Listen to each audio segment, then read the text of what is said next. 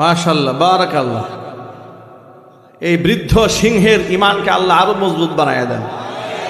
আর যখন আমিন। কোরআন যেখানে আছে আমরা সেখানে আছি। অনেক সুন্দর সুন্দর কথা বলেছে আবু জেহেলের নাতিপুতিরা।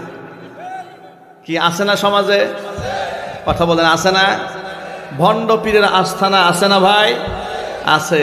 তারা দেখবেন মুখে রসুলের ইশকের কথা বললেও সুন্নতের কোনো বালাই নাই।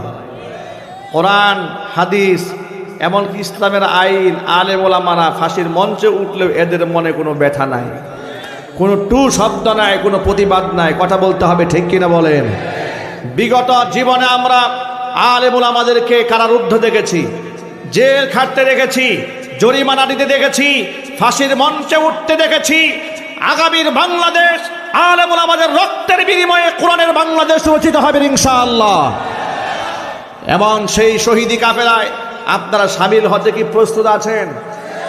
ভীতু এবং কাপুরুষরা পিছিয়ে থাকবে, ইমানদারেরা এগিয়ে যাবে। আমি ইমানদারদেরকে বলছি, ইমানদারেরা কখনো ভীতু হবে না, কাপুরুষ হবে না। ইমানদারেরা আল মুমিনুল কাবিয়্যু খায়রুম মিনাল মুমিনিদ দাঈফ। আল্লাহ রাসূল বলেছেন, দুর্বল ইমানদারের চাইতে শক্তিশালী ইমানদার আল্লাহর কাছে শ্রেষ্ঠ। আমরা কি দুর্বল ইমানদার হব না শক্তিশালী ইমানদার হব?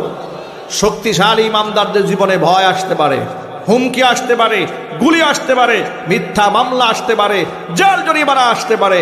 জেল জরিমানা ফাঁসির রশিকে জুতার ফিতা বানায় ফেলতে হবে। কোরআনের জন্য রাজি আছেন কারা কারা? দৌড় দেখতে চাচ্ছি।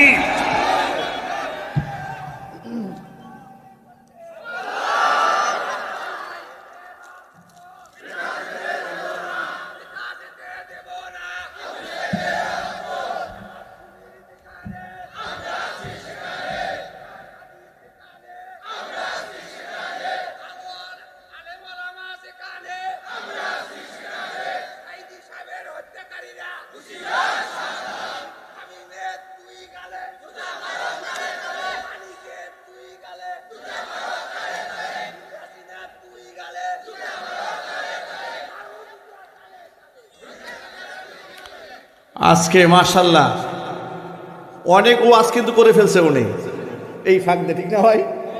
আচ্ছা, আজকে অ্যাডভোকেট তাজুল ইসলাম একটি কথা বলেছে, যিনি আন্তর্জাতিক ট্রাইব্যুনালের চিফ প্রসিকিউটর, যিনি অ্যাডভোকেট তাজুল ইসলাম, অত্যন্ত ব্রিলিয়ান্ট, সুবক্তা, বাগ্মী, উপস্থাপক, চমৎকার এক ব্যক্তি। আল্লাহ পাক তার নেক হায়াত দারাজ করেন। তিনি বলেছেন বিচারকদের পেছনে যে ছবি টবি টানানো থাকে, তিনি বলেছেন, তার মতামত ব্যক্ত করেছেন, সাবেক বিচারপতি কালামানিকের যে ওই যে পালিয়ে যাওয়ার সময় অসহায় অবস্থায় নৌকার মধ্যে কলা পাতায় শুয়েছিল না, এই ছবিটা সুন্দর করে টানায় রাখা দরকার, যাতে বিচারকেরা বিচার করার আগে একবার কালামানিককে দেখে আর ওর পরিণতি দেখে, তাহলে সাচ্চা বিচার হবে। কথা বলেন যুবকরা, ঠিক কিনা বলেন? যুবকেরা, ভণ্ড পীররা সমাজের ইমান আমলকে নষ্ট করেছে, জালেমরা ইমানদারের ভিতগুলাকে নষ্ট করার ষড়যন্ত্র করেছে। এগুলা করে কোনো ফায়দা হবে না। আল্লাহ পাক এদেশের জাতির মুসলমানকে ঐক্যবদ্ধ থাকার তৌফিক দান করেন। আপনাদের জন্য আমি একটা সুসংবাদ দিচ্ছি, আমার রমজান কেন্দ্রিক লিখিত একটা বই আসছিল বাজারে। এই বইয়ের পেছনে আমি কিছু ব্যক্তিগত আমল দিয়েছি। ওই যে সন্তান না হলে লোকেরা মাজারে গিয়ে সেজদা দেয়, হালাল না হারাম? আরো জোরে। পীরের নামে মান্নত করে, হালাল না হারাম? সন্তান দেওয়ার মালিককে। কি দোয়া করলে আল্লাহ নেককার সন্তান দেবে তার কিছু আমল আছে এই কিতাবে।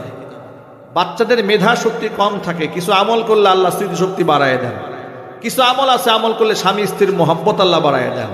কিছু আমল আছে যে আমল করলে ঋণের বোঝা আল্লাহ হালকা বানায় দেন। সব হাদিসে আছে, কোরআন হাদিস এবং ফিকহের কিতাবের রেফারেন্স আছে প্রত্যেকটা সাথে কিতাবে। আমি চাই যে আপনারা মোনাজাত হয়ে যাওয়ার পরে আপনারা আমাদের ড্রাইভার সাহেবের কাছ থেকে, গাড়ি থেকে এবং খাদেম সাহেবের কাছ থেকে, স্টেজ থেকে বইগুলো, ও গাড়ি তো সামনে আছে, আপনারা নিতে পারবেন। মাত্র 100 টাকা হাদিয়া। আল্লাহ তাআলা যেন উম্মতের হেদায়েতের জন্য কিতাবখানা কবুল করেন, জোরে কোন আমিন।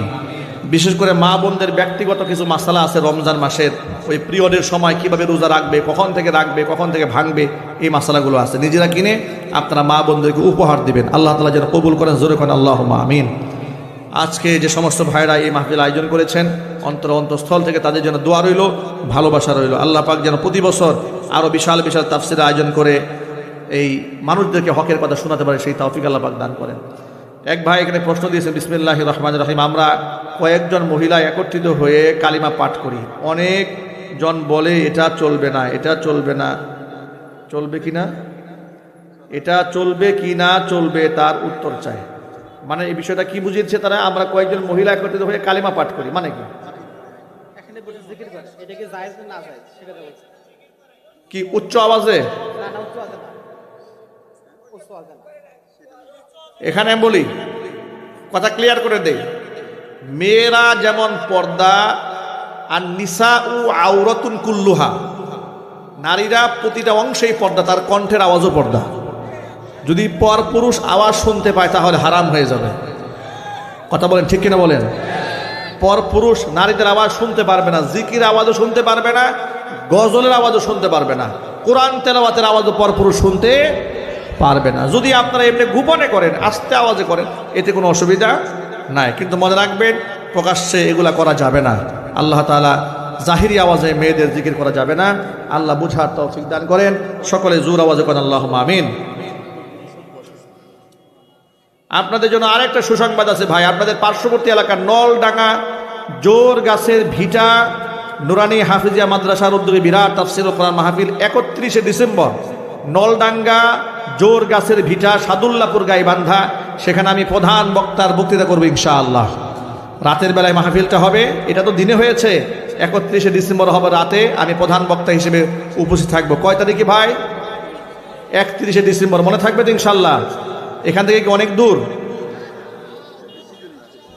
সবাই থাকবেন তো ইনশাআল্লাহ? নিয়ত আছে কার কার থাকার? দেখি তো ইনশাআল্লাহ ওই মাহফিলে দেখা হবে আবার ইনশাআল্লাহ। আল্লাহ যেন সকলকে যাওয়ার তৌফিক দান করেন, জোরে কোন আল্লাহুম্মা আমিন।